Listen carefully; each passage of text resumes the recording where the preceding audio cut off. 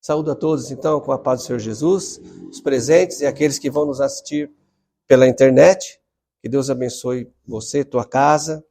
E hoje nós vamos falar sobre a fidelidade incompreensível para muitos, a fidelidade de Deus, né? Muitos não compreendem essa fidelidade e não se alegram com a fidelidade de Deus na sua vida, né? Nações experimentaram a fidelidade de Deus, uns coisas boas e outras o castigo, mas a fidelidade de Deus dura para sempre, né? E para nos nortear nessa mensagem de hoje, nós vamos começar com o versículo que está em 2 Timóteo, capítulo 2, versículo 13, que diz assim: se somos infiéis, ele permanece fiel e não pode negar a si mesmo, né? A fidelidade está na pessoa de Deus, né? No Pai, no Filho e no Espírito Santo. E esse versículo fala uma coisa interessante, que muitos acreditam que não tem importância ser infiel a Deus. Porque Deus faz a parte dele nas nossas alianças. Mas isso não é verdade. Deus permanece fiel mesmo quando nós somos infiéis. Mas isso não tira a consequência de nós sermos infiéis a Ele. Então, quando Deus nos dá algo para fazer, nós precisamos realizar, até que Ele fale pare. Porque, consequentemente disso, ou simultaneamente ao nosso fazer, o Senhor está operando, está fazendo a parte dele na aliança que fizemos. Quando nós fazemos um voto ao Senhor, Senhor, se o Senhor prover dessa forma, eu farei tal coisa. Deus vai fazer. E se nós não fizermos a nossa parte, ele vai realizar tudo aquilo que dá aliança. Mas o nosso não cumprir a nossa parte traz problemas para nós. A infidelidade é algo terrível, né? É terrível ser infiel a Deus. Em Jeremias 7:23 está escrito assim: mas isso lhe ordenei dizendo, dai ouvidos à minha voz, e eu serei o vosso Deus, e vós serei o meu povo, e andai em todo o caminho que eu vos mandar, para que vos vá bem. Então, que é uma aliança que Deus fez com o povo de Israel, né? Deus disse, vós sereis o meu povo, e eu serei o vosso Deus. Essa é a minha parte. Deus disse, a minha parte eu vou ser o vosso Deus, e vou acolher vocês como meu povo. Olha que bênção, né? Ser protegido por Deus, sermos povo de Deus. A sua parte, Israel, é cumprir os meus mandamentos, viver neles. Isso vai fazer com que vocês vivam bem. E nós estamos vendo no decorrer da história da humanidade que verdadeiramente Deus cumpre essa palavra. Nós vemos na história antiga de Israel como Deus os livrou Israel dos seus inimigos. Quando Israel virava as costas, essa palavra se cumpre também. Se você andar na minha vontade, nos meus ensinos, tudo te vai bem. Mas se vocês não andarem, claro que nem tudo vai ir bem. Então, quando Israel virou as costas para Deus, ele foi levado como escravo. Mas Deus continuou sendo fiel, porque os livrou da escravidão. E aí Israel voltou, então, para a sua terra, construiu o templo, e mais uma vez Israel se desviou de Deus. E ali o Império Romano, bem resumidamente isso, é claro. E o Império Romano, então, tomou conta de Israel. Escravizou Israel, porque era típico do exército romano. Todo o povo conquistado virava escravo, propriedade do imperador, propriedade de Roma. Por quê? Porque a parte de Israel, que era andar nos caminhos do Senhor, adorar somente a Deus, não foi cumprida. Para quem está lendo o Novo Testamento, vê que Israel virou um povo, ali na época de Jesus, era um povo religioso apenas, que seguia os mestres religiosos de Israel ali, os fariseus, os saduceus, os escribas, religiosos, se desviaram de Deus, se desviaram dos mandamentos de Deus. Deus deixou de cumprir sua parte? Jamais. O próprio Deus se fez carne e habitou entre nós para nos salvar. Louvado seja Deus que a fidelidade dele não é de acordo com a nossa. Nós vamos ver aqui, ler um texto para nós vermos a fidelidade de Deus com Israel. Está aqui, ali, em Zacarias 12. Vamos ler juntos? Essa aqui é uma palavra profética. Então, muitas pessoas acabam não entendendo e até mesmo achando difícil entender as Escrituras. Sabe por que você acha difícil entender as Escrituras? Porque você não está lendo, você não está meditando na palavra. Aí fica difícil quando você pega um texto como esse de hoje, para que você venha entender, né? Você vai achar que é uma palavra local, é uma palavra temporal, mas não é. Presta atenção. Sentença pronunciada pelo Senhor contra Israel. Fala o Senhor, o que estendeu o céu, formou a terra e formou o espírito do homem dentro dele.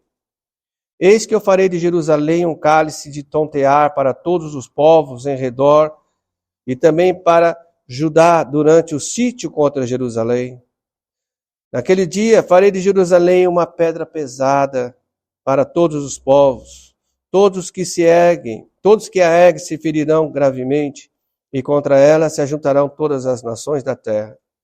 Naquele dia, diz o Senhor, ferirei de espanto a todos os cavalos, e de loucura os que os montam. Sobre a casa de Judá abrirei os olhos e ferirei de cegueira a todos os cavalos dos povos. Então, os chefes de Judá pensarão assim: os habitantes de Jerusalém têm a força do Senhor dos exércitos, seu Deus. Naquele dia, porei os chefes de Judá como um braseiro ardente debaixo da lenha e como uma rocha entre a palha. Eles devorarão a direita e a esquerda e todos os povos em redor. Jerusalém será habitada outra vez no seu próprio lugar, em Jerusalém mesma. O Senhor salvará primeiramente as tendas de Judá, para que a glória da casa de Davi e a glória dos habitantes de Jerusalém não sejam exaltadas acima de Judá. Naquele dia, o Senhor protegerá os habitantes de Jerusalém, e o mais fraco dentre eles, naquele dia, será como Davi, e a casa de Davi será como Deus, como o anjo do Senhor diante deles. Naquele dia, procurarei destruir todas as nações que vierem contra Jerusalém. Aqui o Senhor dá uma palavra profética, então, para Zacarias a respeito de Jerusalém. Jerusalém é o centro do mundo, espiritualmente falando. Jerusalém, tudo o que acontece com Jerusalém mexe de uma certa forma com o mundo, né? Nós estamos vendo recentemente a guerra de Israel contra o terrorismo, que mexeu com o mundo inteiro. Ultimamente nós estamos falando das Nações Unidas querendo dizer o que Israel vai fazer. Nós ouvimos falar do Oriente Médio, nós ouvimos falar da China, nós ouvimos falar da Rússia. Falando da Rússia, você fala com os outros países da Europa, a Alemanha, Reino Unido e etc. Porque aconteceu alguma coisa em Jerusalém. Jesus disse que ele vai fazer uma coisa tremenda ali, num determinado tempo, que todas as nações vão querer Jerusalém. E Jerusalém vai se tornar uma pedra pesada, um cálice que vai tontear as demais nações. Isso significa o quê? Se você olhar a história de Israel, quando foi novamente se tornou um país, novamente se tornou um estado, todo ali, os países do Oriente Médio, ali, na região ali, Egito, Arábia e o Irã, todos eles se uniram para destruir Israel, porque eles não queriam que Israel continuasse sendo um país. Ele voltou a ser um país, mas eles não queriam. Então você imagina um país recém-formado, pouca população e pouco exército. E todos os países em volta se uniram para destruir Israel. Procura a história para que você veja se Deus não está com Israel. Israel, e tem os acontecimentos, né? Ali na guerra, e Israel saiu vencedor.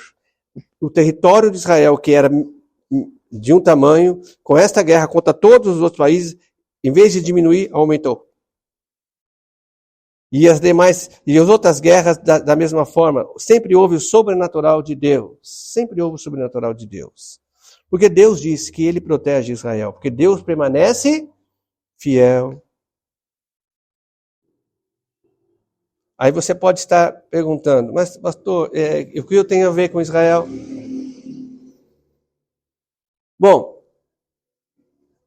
se Deus fez essa aliança com Israel e permanece fiel a ela, e se você não conhece a aliança que Jesus, o próprio Deus, fez com a sua igreja, eu vou te dizer, Jesus tem uma aliança conosco, ele disse que de todos aqueles que vierem a ele, isso já é a igreja, quando Jesus disse, vinde a mim todos que estáis cansados e oprimidos, não é cansado do regime deste mundo, mas é cansado do mundo espiritual que assolava o ser humano sem ninguém para intervir. Então Jesus disse, aquele que está cansado e oprimido, vinde a mim que eu vos aliviarei. E deu sinal disso antes, expulsando demônios, curando pessoas enfermas por causa de demônios, curando e libertando pessoas endemoniadas, colocando o diabo por terra. Como homem, ele resistiu à tentação. E ele diz, todo aquele que vier a mim, eu jamais lançarei fora. E Jesus também disse algo tremendo para nós, uma aliança tremenda com a sua igreja. Ele disse, conversando com o Pai, com a pessoa do Pai, a pessoa de Jesus Cristo, conversando com a pessoa do Pai, o mesmo Deus, ele disse, Pai, não peço que o Senhor tire a igreja do mundo. A igreja são todos aqueles que entregaram a vida para Jesus, recebendo, aceitando o sacrifício dele para si e se entregando a ele. Essa é a igreja. Ele diz, Pai, não peço que o Senhor tire a igreja do mundo, mas peço que o Senhor os proteja. Então, o próprio Criador, o próprio Deus nos protege. Essa é a aliança de Deus, e Deus é fiel. Quando nós pecamos, se Deus não mantesse a sua fidelidade em nos guardar, todos nós já estaríamos destruídos. Mas porque Deus continua fiel mesmo quando nós quebramos a nossa aliança com Ele, de não pecarmos, Ele permanece fiel e nos guarda do maligno. Claro que os pecados, o quê? Os erros têm consequência para quem erra. Mas o Senhor não abre mão de nós. Quando o diabo chega lá, olha, o teu filho errou, eu tenho direito nele. Ele fala, não tem não. Ele vai sofrer a consequência do erro, mas ele continua sendo meu. Isso é para sempre. Até o dia que nós encontrarmos com ele, e ali nós entraremos no reino celestial para sempre. Essa é a promessa de Deus. Nenhuma promessa de Deus falha. Daí você vai entender também que a salvação, estar com Deus um dia também não falha. Um dia estaremos com o Senhor. Tem um texto que eu separei aqui de Zacarias também 9. Aliás, Zacarias 12, de 10 a 14, que diz assim. Eu vou ler aqui enquanto você pode ler ali. Ele diz assim. E sobre a casa de Davi e sobre os habitantes de Jerusalém derramarei o espírito da graça e de súplicas. Olharão para aquele a quem transpassaram, pranteá-lo-ão, como quem pranteia por um unigênito, e chorarão por ele como chora amargamente pelo primogênito. Naquele dia será grande o pranto em Jerusalém, como o pranto de Hadad-Rimon e no vale de Megido. A terra pranteará cada família à parte, a família da casa de Davi à parte, e suas mulheres à parte, A família da casa de Natã, à parte, e as suas mulheres, à parte. A família da casa de Levi, à parte, e suas mulheres, à parte. A família dos simeítas, à parte, e as suas mulheres, à parte. Todas as mais famílias, cada família à parte, e as suas mulheres à parte. Todas elas estarão chorando, e esse choro tem uma característica singular. Esse choro que vai haver nessa época em Israel é um choro como da mãe que perdeu o seu primeiro filho, como da mãe que perdeu o seu único filho. Será um choro angustiante. O que será que aconteceu aqui? Porque essa aqui é uma palavra profética. O que aconteceu aqui com Israel que ele vai estar chorando? Aqui é a vinda do Messias. O Messias veio para buscar a sua igreja. E aí vai se cumprir uma palavra que o Senhor diz, e nós lemos esses dias. Os primeiros serão os últimos, e os últimos serão os primeiros. Jesus veio para Israel, e Israel não o recebeu como Messias. Quem não recebe Jesus como Messias, não será arrebatado. E Israel aqui acordou. Esse choro, esse lamento, é porque eles acordaram depois que a igreja subiu. Então esse choro é porque eles esperaram o Messias e o Messias já tinha vindo. E a fidelidade de Deus? E a fidelidade de Deus? A fidelidade de Deus é que eles também, Israel também, vai herdar a salvação. Sempre através de Cristo, mas não vai ser agora, vai ser depois que acordar. Agora vai ser com luta, vai ter que resistir. E Israel tem ali a sua história lá em Apocalipse também, né? Que é o povo, a nação, não o povo, a nação escolhida é Israel. Mas ela vai acordar depois do arrebatamento. E aí, né? Vai ser através da perseguição. Claro que elas vão se render, aqui elas já vão se render a Jesus. Se rendeu a Jesus, Jesus é no caminho, está salvo. Mas vão ser perseguidos. Então, amados, a fidelidade de Deus é tremenda. Quem está na fidelidade de Deus, sabe que Deus jamais vai falhar a sua parte. E a única maneira de nós estarmos na fidelidade, hoje, nós como seres humanos, hoje, século 21, para estarmos dentro dessa fidelidade de Deus, da promessa de Deus, de entrarmos no reino de Deus, é agora, através de Jesus Cristo, recebendo o sacrifício dele por nós e nos entregando a Ele, recebendo Ele como único e suficiente Senhor e Salvador, para estarmos então na fidelidade de Deus, para estarmos no reino de Deus, não somente hoje, nem amanhã, mas para todo sempre. A fidelidade de Deus é, muitas vezes, incompreensível. O termo de hoje é a incompreensível fidelidade de Deus. Incompreensível para aqueles que olham, incompreensível para aqueles que ainda não conhecem Jesus, como, por exemplo, quando alguém que não conhece Jesus vê você indo até uma prisão e pregando o evangelho, pregando a salvação para alguém que está lá preso porque cometeu vários crimes, e ali aquela pessoa crê na palavra de Deus, entende a palavra de Deus, crê na palavra de Deus e recebe Jesus como seu único e suficiente Senhor e Salvador e é salvo. E eles não entendem a fidelidade de Deus e dizem, mas como esse que era assim e assado, agora você está dizendo que ele é salvo? Não sou eu que estou dizendo, é a palavra de Deus. Jesus diz, todo aquele que vem a mim, eu jamais o lançarei fora. E Deus continua fiel. E nós pregamos o Evangelho, né? Que você possa entender essa palavra, que você possa pregar, passar à frente essa mensagem da fidelidade de Deus, que muitos estão no Senhor, mas não conseguem enxergar a fidelidade de Deus. Mas porque Deus é fiel, Ele nos deu essa mensagem para que você possa enxergar a fidelidade de Deus na sua vida. E mais do que isso, lembrar aqueles que você conhece, que estão meio desanimados, e dizer para ele, Deus é fiel. Amém? Deus abençoe essa palavra no teu coração. Vamos orar por você. Senhor Deus e Pai, peço por essa família, por as famílias que estão aqui presentes, para que nós possamos viver, ver, contemplar a tua fidelidade e passar adiante a tua fidelidade para com o ser humano. Que essa palavra traga paz, traga um bom ânimo para todos que a ouvirem, e aqueles que passarem à frente sintam a alegria de poder ter pregado o Evangelho do Reino. Assim seja, em nome de Jesus. Amém.